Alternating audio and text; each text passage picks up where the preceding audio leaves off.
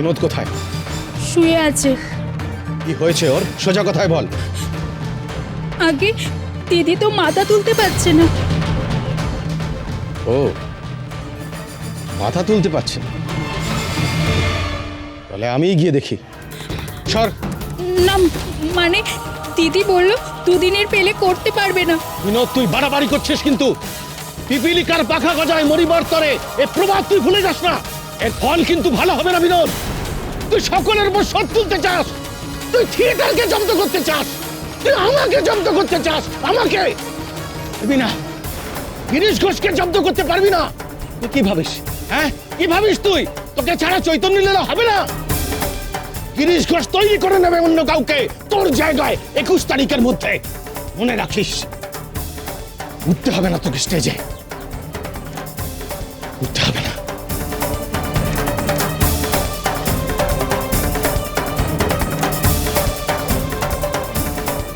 গিরিশবাবু আসছেন আর যাচ্ছেন, কিন্তু বিনোদিনী আজ 5 দিন হলো গিরিশবাবুর সঙ্গেও দেখা করছে না কেন?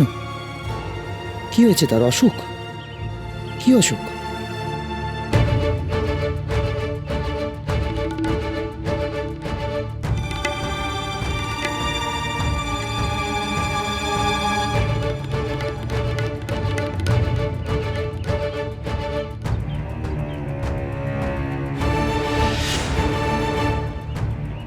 বিনোদিনী কি তবে নিজের চিকিৎসার জন্য কাদম্বিনী গাঙ্গুলিকে ডেকে আনতে তার কাছে পালকি পাঠিয়েছিল? তাহলে তো কাদম্বিনী গাঙ্গুলি জানবেন বিনোদিনীর কি হয়েছে। চলে গেছেন? হ্যাঁ। উফ, দরজাটা ভেঙে যাবে মনে হচ্ছিল। যদি দরজা খুলে এসে দেখতেন দিদি ঘরে নেই, তাহলে আর রক্ষে থাকতো না। বিনোদিনী নেই ঘরে? যদি না থাকে তাহলে ওরা মিথ্যে কথা বললো কেন? নিশ্চয়ই ওদের বলে গেছে। বিনোদিনী তবে কোথায়?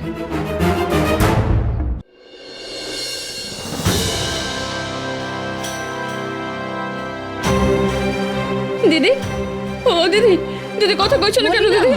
আস্তে, কেন পাগলামো করছো? তোমার গলা শুনলে তো যে কেউ বুঝে যাবে ওর কিছু হয়েছে। সবাই দলে দলে ওকে দেখতে আসবে। আস্তে। বিনোদিনী, বিনোদিনী, জানো তো সেদিনও থিয়েটারে ঠিক এমনটাই হয়েছিল। থিয়েটার শুরু হয়ে গেছিল, আমি দিদিকে কত করে ডাকলাম, কোনো উত্তর দিল না, ঠিক এমনভাবেই বসে রইল। সেদিন দিদি দেরিতেই স্টেজ নিয়েছিল।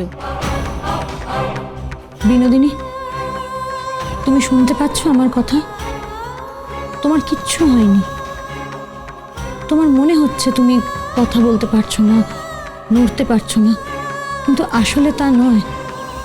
তোমার কিচ্ছু হয়নি বিনোদিনী, তুমি একদম ঠিক আছো।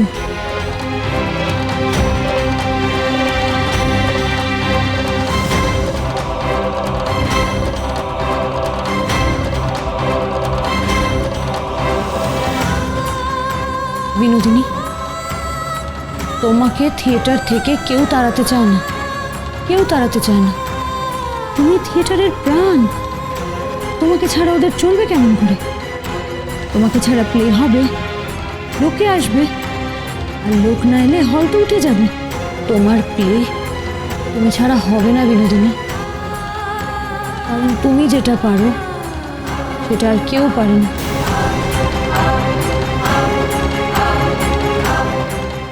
বিনোদিনী, বিনোদিনী,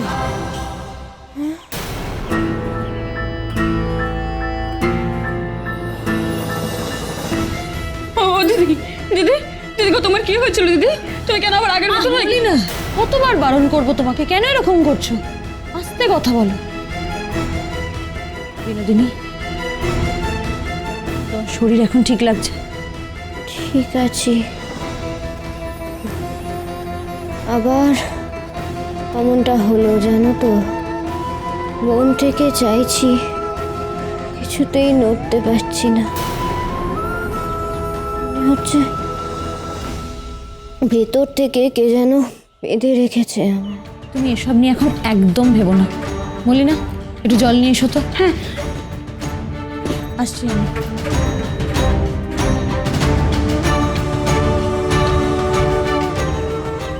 হে ঈশ্বর, কি যে হচ্ছে আমার! আবার আমি স্টেজে গিয়ে দাঁড়াতে পারবো তো?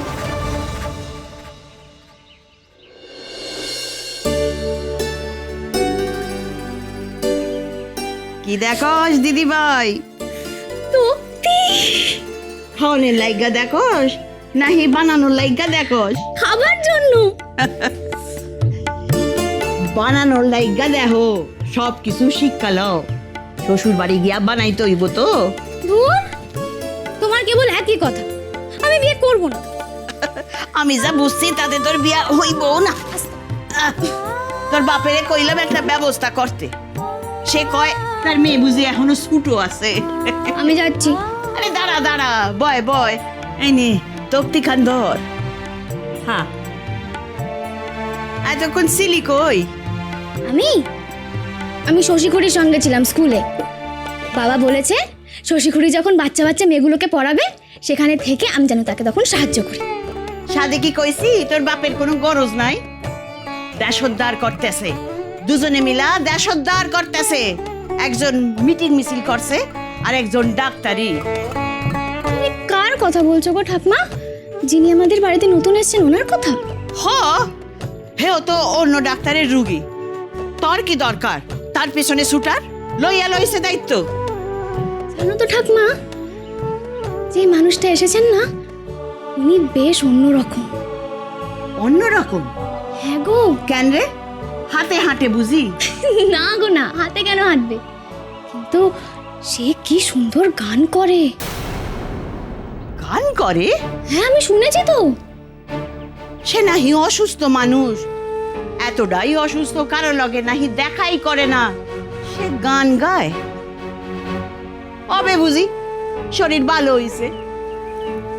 শুধুই কি গান গায় নাই, আমি পরশুদিন সন্ধ্যাবেলা ওই দিকে গেছিলাম, জানলাগুলান খোলা ছিল। এমনিতে তো হকল সময় বন্ধই থাকে। আমি কি দেখছি জানো, কেমন যেন হাত পা নাড়াইয়া নাড়াইয়া নাচতেছিল। নাচতেছিল? গো মা, আমি সত্য কইতাছি, তুই বিশ্বাস করো। হেইডা বিশ্বাস করার অসুবিধা আছে পমিলা? তোমার তো সবকিছুই বাড়াইয়া সারাইয়া কওয়া।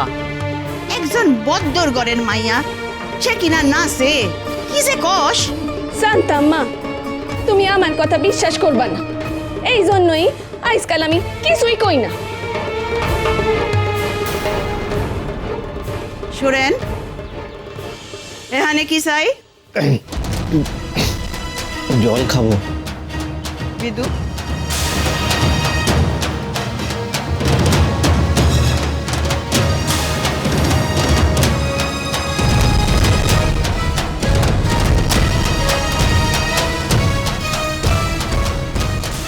সে নাহি অন্নদা ডাক্তারের আত্মীয়। হ্যাঁ, তা গাইতে পারে যখন, নাচতে পারে যখন, তখন ছোট বউয়ের অত সেবা করণের প্রয়োজনটা কি? অন্নদা ডাক্তার হক গোল সময় বিপদে আপদে আমাগো পাশে থাকে। ওর আত্মীয়েরও আমাগো উচিত দেখাশোনা করার।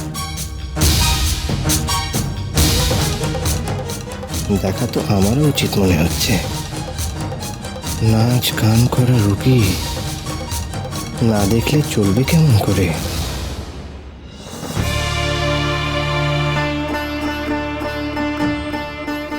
এ নাও, ওষুধটা খেয়ে নাও।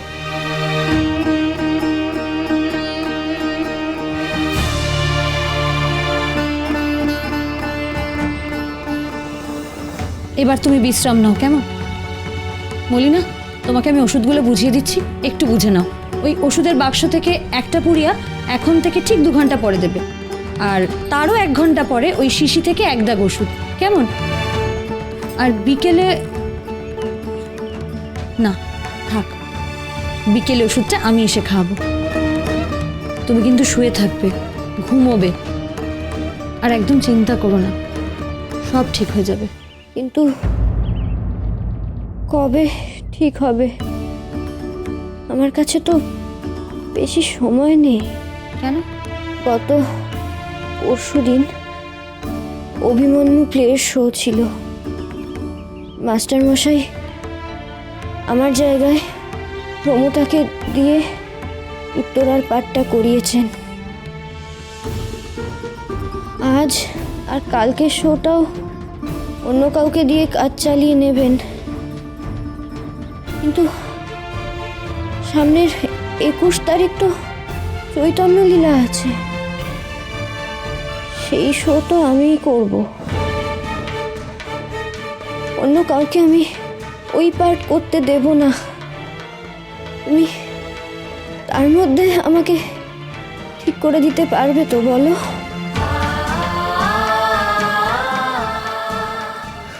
ভালো করে দাও আমায় কাদম্বিনী। ওই রাতে আমি আর পার্ট ভুলে যেতে চাই না গো। আমি আর পাকরুদ্ধি হয়ে যেতে চাই না। সেই রাতে যেন আমি ভালো করে প্লে শেষ করতে পারি।